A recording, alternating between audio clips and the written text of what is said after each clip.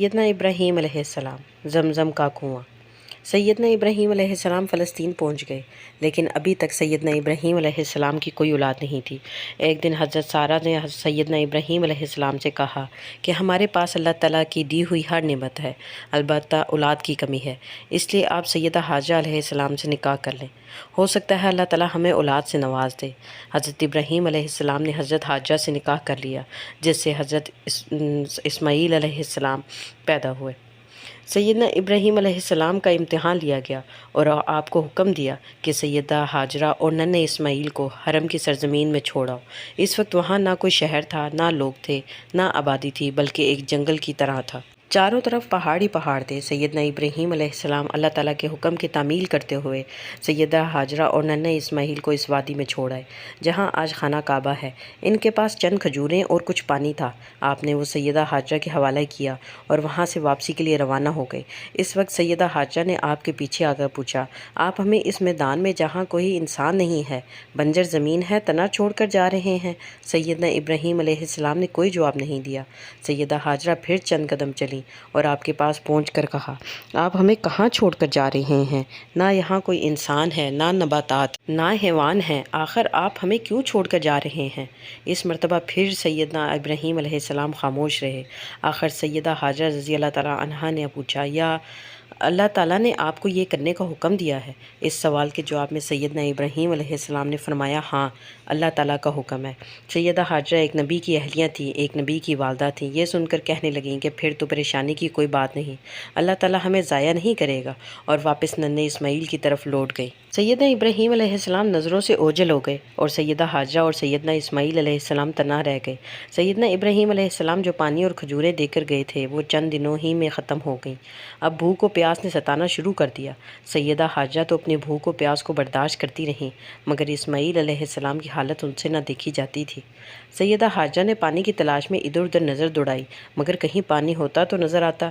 وہ قریب ہی پہاڑی پر چڑھ گئیں کہ شاید یہاں سے کہیں پانی کا نشان مل جائے۔ آج کل اس پہاڑی کا نام صفا ہے۔ جب انہیں پانی نظر نہیں آیا تو وہ دوسری پہاڑی جس کا نام مروہ تھا اس پر چڑھ گئیں کہ شاید یہاں سے پانی کا سراغ مل جائے، اور اس ایک پہاڑی سے دوسری پہاڑی کے درمیان اترتے چڑھتے وہ ننھے اسماعیل علیہ السلام کو بھی دیکھ رہی تھیں۔ اس طرح آپ نے 7 چکر لگائے، اللہ تعالیٰ کو اپنی اس نیک بندی اور حضور نبی کریم صلی اللہ علیہ وآلہ وسلم کی دادی جان کی یہ ادا اتنی پسند آئی کہ اللہ تعالیٰ نے حج کرنے والوں کے لیے صفا و مروہ کے 7 چکر مقرر فرما دیے کہ حاجی کا حج مکمل نہیں ہوگا جب تک کہ وہ صفا و مروہ کے 7 چکر نہ لگائے۔ جب سیدہ حاجرہ 7واں چکر لگا کر مروہ پہاڑی پر چڑھ رہی تھیں کہ آپ کو ایک آواز سنائی دی۔ آپ نے اس کو اپنا وہم خیال کیا کہ دور دور تک تو کوئی انسان نہیں ہے۔ جب دوبارہ آپ کو آواز سنائی دی تب انہوں نے غور کیا تو آواز اسی سمت سے آ رہی تھی جہاں حضرت اسماعیل علیہ السلام لیٹے ہوئے تھے، اور آپ کے پاس ایک فرشتہ موجود تھا۔ حضرت اسماعیل علیہ السلام نے جب اپنی ایڑی زمین پر ماری تو ایک چشمہ جاری ہو گیا اور اس سے پانی بہنے لگا۔ حضرت حاجرہ نے خود بھی پیا اور ننھے اسماعیل کو بھی پلایا۔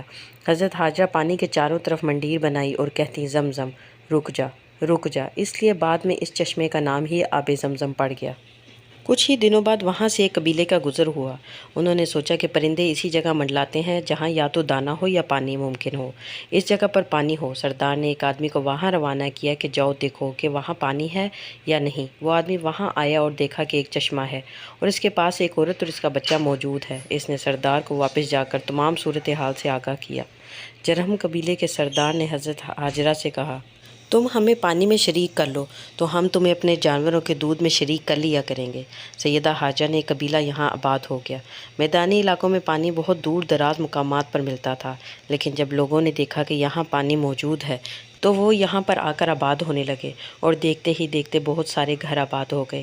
سیدنا اسماعیل علیہ السلام اب 12 سال کے ہو چکے تھے۔ جرہم قبیلے کے لوگوں نے تو وہ میدانی علاقوں میں پانی بہت دور دراز مقامات پر ملتا تھا، لیکن جب لوگوں نے دیکھا کہ یہاں پانی موجود ہے تو وہ یہاں پر آ کر آباد ہونے لگے، اور دیکھتے ہی دیکھتے بہت سارے گھر آباد ہو گئے۔ سیدنا اسماعیل علیہ السلام اب 12 سال کے ہو چکے تھے۔ جرہم قبیلے کے لوگوں کی تو وہ آنکھوں کا تارا تھے، اور وہ لوگ حضرت اسماعیل علیہ السلام سے بڑی محبت بھی کیا کرتے تھے۔